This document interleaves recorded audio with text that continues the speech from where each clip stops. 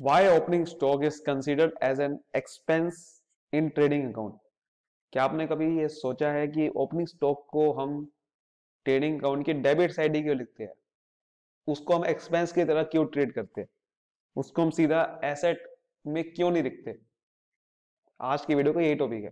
तो बिना कोई देरी के स्टार्ट करते हैं। सबसे पहले तो आगे बढ़ने से पहले सबसे पहले समझ लेते हैं कि ओपनिंग स्टॉक में क्या क्या आता है, उसको पहले समझ लेते हैं, फिर जाके हम आगे बात करेंगे।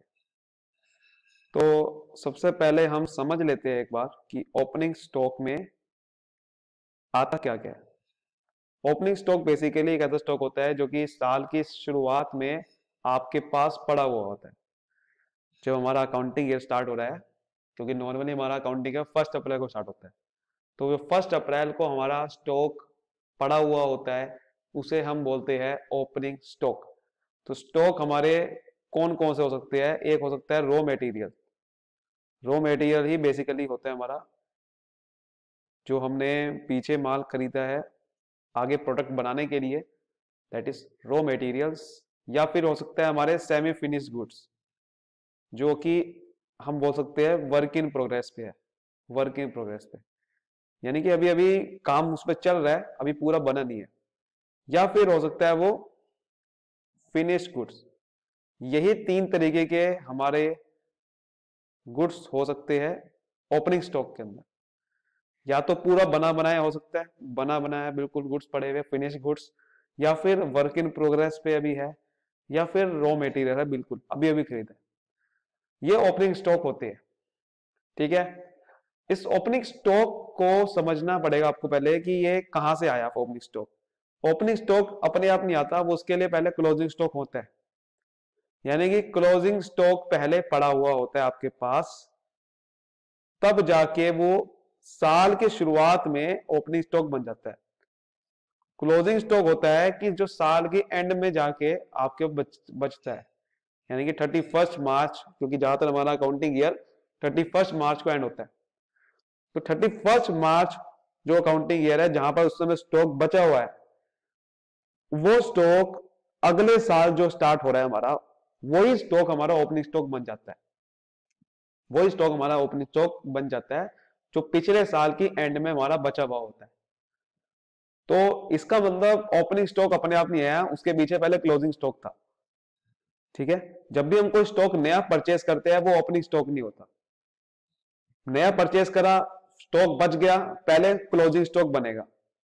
पहले कुछ नया परचेस करा होगा पहली बार, फिर वो स्टॉक बच गया, वो क्लोजिंग स्टॉक बना, फिर वो अगले साल के लिए ओपनिंग स्टॉक बन जाएगा। तो इस ओपनिंग स्टॉक के लिए पहले क्लोजिंग स्टॉक होना जरूरी है, ठीक है। अब बात करते हैं कि ये हमारे लिए क्या है। ये हमारा एसेट होता है, एक्सपेंस होता है, ये क्या होता है हमारे लिए? तो बेसिकली अगर मैं बात करूं ओपनिंग स्टॉक की, ओपनिंग स्टॉक सबसे पहले होता क्या है हमारे लिए? ओपनिंग स्टॉक हमारे लिए एक ऐसा होता है कि बेसिकली क्योंकि वो क्लोजिंग स्टॉक से ही आया है, तो ओपनिंग स्टॉक एक बेसिकली हमारा समझो कि एक तरह का एक्सपेंस ही है। ये हमारा एक्सपेंस ही है, भले ही हमने अभी नहीं करा है, बट हम इसको एक्सपेंस ही है। कैसे एक्सपेंस हो सकता है? ये तो स्टॉक है, स्टॉक तो एसेट होता है हमारा? नहीं, स्टॉक हमारा बिल्कुल ठीक बात है, एसेट होता है। बट ये जो स्टॉक है, ये स्टॉक ऐसा स्टॉक है जिसको मैंने परचेस नहीं करना पड़ा, जिसको मुझे परचेस नहीं करना पड़ा, बिकॉज ये स्टॉक हमारे प्रोडक्शन में यूज होगा। यही स्टॉक हमारे प्रोडक्शन के अंदर यूज होगा, मैन्युफैक्चरिंग करते हुए यूज होगा। तो ये स्टॉक मुझे खरीदना नहीं पड़ा, मेरे को पहले से ही मिल गया। तो जो खरीदना नहीं पड़ा, पहले से मिल गया, वो हमारे लिए वो भी एक्सपेंस ही है। भले ही हमने अपने जेब से अभी नहीं करा, पहले किया था, लेकिन उसका यूज अब हो रहा है। क्योंकि अकाउंटिंग हम कुछ इस तरह से करते हैं, हमारे अकाउंटिंग एक्यूरल बेसिस पे भी चलती है, आपको पता होगा। एक्यूरल बेसिस ऑफ अकाउंटिंग होती है कि जिसमें जरूरी नहीं है कि आपने कैश में खर्चा किया हो तो आएगा, नॉन कैश वाला भी आता है। सो इसमें कैश प्लस नॉन कैश वाला भी आता है। नॉन कैश का मतलब हो सकता है कि अभी आपने एक्सपेंस नहीं किया, करने वाले हो तो भी आप लिखोगे। यानी कि अगर आप कोई सर्विस अगर आपने उठा ली है, एक्सपेंस आपने भले ही अपनी अभी जेब से नहीं किया, पर उसकी सर्विस उठा रहे हो तो वो भी एक्सपेंस है। तो यहां भी कुछ ऐसे ही हो रहा है।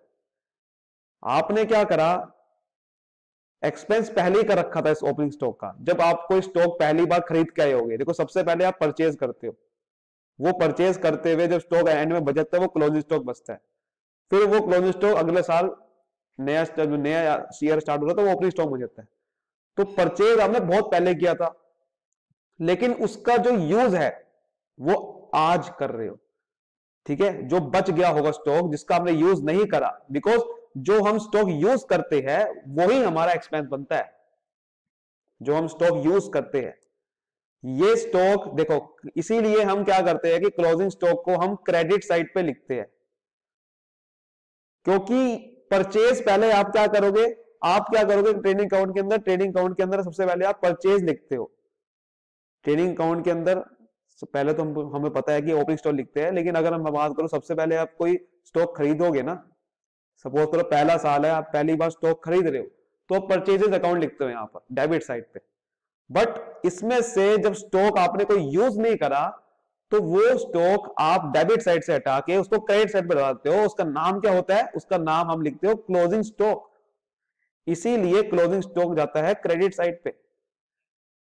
क्लोजिंग स्टॉक क्रेडिट साइड पे क्यों जाता है, क्योंकि ऐसा स्टॉक है जो कि मैंने यूज नहीं करा। परचेज में से ऐसा स्टॉक है बच गया है जो कि मैंने यूज नहीं करा। जो यूज नहीं करा तो मैं उसको डेबिट साइड पे क्यों डालू, तो डेबिट साइड से मुझे हटा के उसको क्रेडिट साइड पे डालना पड़ेगा। उसका नाम क्या देना पड़ेगा मुझे, क्लोजिंग स्टॉक। इसीलिए क्लोजिंग स्टॉक क्रेडिट साइड पे आता है, बिकॉज वो ऐसा स्टॉक है जो कि मैंने यूज नहीं करा। जब यूज ही नहीं करा तो उसको मैं अपने एक्सपेंस के कैटेगरी में क्यों डालू, उसको मुझे एक्सपेंस से हटाना पड़ेगा। लेकिन ओपनिंग स्टॉक ऐसा स्टॉक है जिसको मैं अब यूज कर रहा हूं। क्लोजिंग स्टॉक में हमें यूज नहीं करा था तो मैंने क्रेडिट साइड पे डाल दिया, बट अब ये क्लोजिंग स्टॉक अगले साल ओपनिंग स्टॉक बन गया है जिसको मैं अब यूज कर रहा हूं। और जब यूज कर रहा हूं तो वो हमारे लिए एक्सपेंस बन गया है।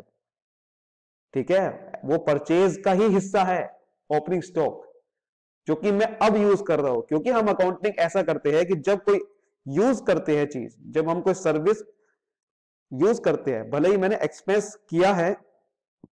आपने नाम सुना होगा एक प्रीपेड एक्सपेंस, सुना है ना आपने नाम? प्रीपेड एक्सपेंस क्या होता है, आपने एक्सपेंस कर दिया लेकिन उसकी सर्विस मुझे बाद में मिलने वाली है अगले साल, तो क्या मैं उसको अकाउंटिंग में रिकॉर्ड करता हूं, प्रॉफिट एंड लॉस अकाउंट में रिकॉर्ड करता हूं? सवाल ये है, जवाब क्या है इसका, नहीं करता हूं।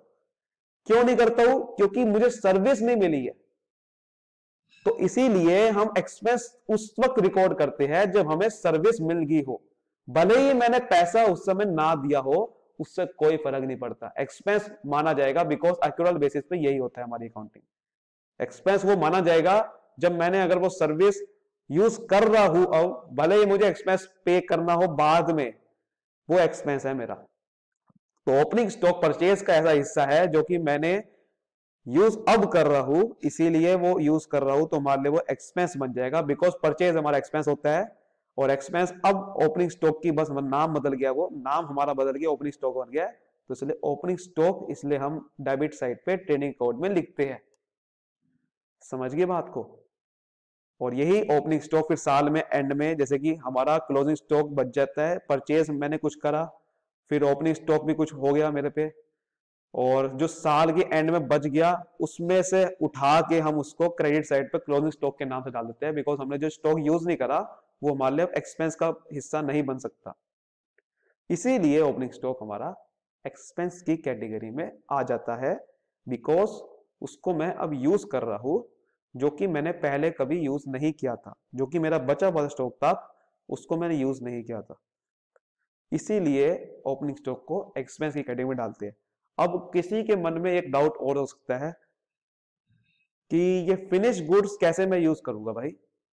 ठीक है, ये बात समझ में आ रही है कि मैं रॉ मटेरियल चलो मैन्युफैक्चरिंग के लिए मुझे काम आ जाएगा, क्योंकि दोबारा मुझे प्रोडक्शन के लिए रॉ मटेरियल खरीदना नहीं पड़ेगा। ठीक है, सेमी फिनिश गुड काम आ जाएगा, ठीक है, फिनिश गुड काम आ जाएगा। फिनिश गुड कैसे काम आएगा ये समझ नहीं आ रहा। मैंने वो क्या बताया, फिनिश गुड्स अब बन गए होंगे, लेकिन खरीदा तो आपने पहले ही होगा ना। सामान परचेज पहले करते हो, मैंने आपको पहले ही बताया था, पहले परचेज किया होगा, फिर उसमें से सपोज करो फिनिश गुड बन भी गए होंगे, लेकिन वो फिनिश गुड यूज नहीं हुए ना। आपने फिनिश गुड्स को आपने बचा के रख लिया, जो बचा के रख लिया तो आपने कहां लिखा होगा, क्लोजिंग स्टॉक के नाम से लिखा होगा। अब फिनिश गुड्स को अब आप यूज करोगे, प्रोडक्शन के लिए यूज नहीं करोगे, लेकिन आप उसको ओपनिंग स्टॉक में डाल दोगे। उसको यूज करोगे कैसे? बेचने के लिए यूज करोगे ना। फिनिश गुड्स को अब आप बेचने के लिए यूज करोगे, तो फिनिश गुड्स को जब आप बेचने के लिए यूज करोगे तो फिनिश गुड्स इधर ही लिखी जाएगी ओपनिंग स्टॉक के अंदर भी। ठीक है, फिनिश गुड्स को अभी आगे में बेचा नहीं है ना, तो जब बेचा नहीं है तो उसको आप ओपनिंग स्टॉक की कैटेगरी डालोगे। हो सकता है कि आप उसको यूज करो दोबारा से कोई फर्दर प्रोडक्शन करने के लिए, हो सकता है कि आप उसको कहीं ना कहीं यूज करो एज एन एजम्पशन, ये कि चलेगी ये चीज। लेकिन क्या होता है कि ज्यादातर मैंने आपको बताता हूँ कि फिनिश गुड्स हमारा ओपनिंग स्टॉक की कैटेगरी में नहीं आता है। ज्यादातर हमारा फिनिश गुड्स क्यों नहीं आता है? क्योंकि फिनिश गुड्स बेसिकली अब बन चुके हैं, वो एक्सपेंस नहीं है हमारा, वो तो हमारा एक एसेट है अब तरह का, क्योंकि हमें फायदा देगा वो। तो ज्यादातर ओपनिंग स्टॉक हमारा basically raw material semi finish goods का ही होता है, फिनिश गुड्स का हमारा नहीं होता है। बट क्योंकि हमारा बेसिकली प्रोसीजर कुछ ऐसा है, अब फिनिश गुड्स आ भी गए तो भी मैं उसको डेबिट साइड ही लिखूंगा, बिकॉज प्रोसीजर हमारा कुछ ऐसा बन गया कि ओपनिंग स्टॉक डेबिट साइड ही लिखना होगा। ठीक है, अब वो प्रोसीजर हमारा ऐसा बन गया है क्योंकि हमारा ओपनिंग स्टॉक का मान के चले गए, बिकॉज हम फर्दर प्रोडक्शन कर रहे हैं। क्योंकि अगर फिनिश गुड्स होता तो हमने अभी तक सेल नहीं किया है, तो हम उसको मान के चले गए कहीं ना कहीं वो यूज हो सकता है प्रोडक्शन करने के लिए, इसीलिए हम उसको डेबिट साइड ही लिखेंगे। लेकिन मेरे को बता दें कि ज्यादातर हमारा रॉ मटेरियल स्टॉक में रॉ मटेरियल और सेमी फिनिश गुड आता है, जो कि हमारा प्रोडक्शन करने के लिए काम आएगा। ठीक है, इसीलिए ओपनिंग स्टॉक हमारा डेबिट साइड पे आता है। इसका एक और एग्जांपल दूं अगर आपको मैं, फिनिश गुड्स कैसे आते हैं, क्यों डेबिट साइड पे हम क्यों लिखेंगे तब भी इसको, उसका एग्जांपल है कि भाई ये कॉस्ट ऑफ सेल का पार्ट बन जाता है। कॉस्ट ऑफ सेल कैसे निकाली जाती है? कॉस्ट ऑफ सेल निकाली जाती है परचेजेस, कॉस्ट ऑफ सेल कह दो, ये cost of goods sold, cost of goods sold वैसे कहते हैं इसके, कि कॉस्ट ऑफ गुड्स सोल्ड कैसे निकालते हैं? Purchases plus opening stock minus closing stock. देखो, purchases plus opening stock minus closing stock, मतलब कि जो मैंने परचेज किया सामान, ठीक है, किसी भी सामान को बनाने के लिए मैंने परचेज किया, यानी कि रॉ मटेरियल्स बनाना निकालना, और उसके बाद ओपनिंग स्टॉक, यानी कि मेरा कुछ स्टॉक पहले से ही पड़ा हुआ था लेकिन यूज मैं बाद में उसको कर रहा था, परचेजेस का ही पार्ट होगा ये, यूज मैं इसको बाद में कर रहा था, तो दैट इज कॉल्ड, वो ओपनिंग स्टॉक हमारा बन जाएगा, माइनस क्लोजिंग स्टॉक जिसको मैं यूज नहीं कर पाया। तो आप समझ पा रहे होगे एग्जांपल से कि फिनिश गुड्स बेसिकली आ सकते हैं, लेकिन वो ज्यादातर आएंगे नहीं। कैसे आ सकते हैं कि वो सपोज करो कि मैंने परचेज किया 1 लाख का स्टॉक, 1 लाख के रॉ मटेरियल खरीदे, उसमें से कुछ बच गए रॉ मटेरियल, है ना, और कुछ फिनिश गुड्स बन गए। अब फिनिश गुड्स बच गए होंगे, सपोज करो फिनिश गुड बच गए, सपोज करो 50,000 के, उसको मैंने ओपनिंग स्टॉक लिखा 50,000 के। अब 50,000 का बेसिकली वो क्या है? परचेजेस का ही पार्ट है ना, उसको हमने यूज नहीं करा था, वो बन गया, तो वो इसलिए ओपनिंग स्टॉक के नाम से आ गया बस, इसलिए एज एन एक्सपेंस ही आएगा उसको, कि आप समझो कि opening stock is nothing but part of purchase, कि परचेज का पार्ट है जिसको मैं यूज अब दिखा रहा हूं, बस दिखा अब रहा हूं मैं इसको, बट वो परचेज का ही पार्ट है जो कि यूज नहीं हुआ था। समझ गए? इसीलिए वो परचेज का पार्ट है, और उसमें से कुछ पार्ट हो सकता है फिनिश गुड का पार्ट भी बन गया हो, बट क्योंकि मैं यूज नहीं कर रहा हूं तो इसलिए मैं उसको ओपनिंग स्टॉक की कैटेगरी में डालूंगा, और जब तक वो स्टॉक बिके ना तब तक मैं उसको सेल नहीं लिख सकता, तब तक मैं उसको एक्सपेंस ही मान के चलूंगा। आई होप आपको अच्छे से समझ में आया होगा why opening stock is considered as an expense in trading account. Video पसंद आई तो वीडियो को लाइक करना, सब्सक्राइब करना, शेयर कर दो, फैला दो सभी लोगों को। मिलते हैं अगले वीडियो को, बाय बाय, थैंक यू।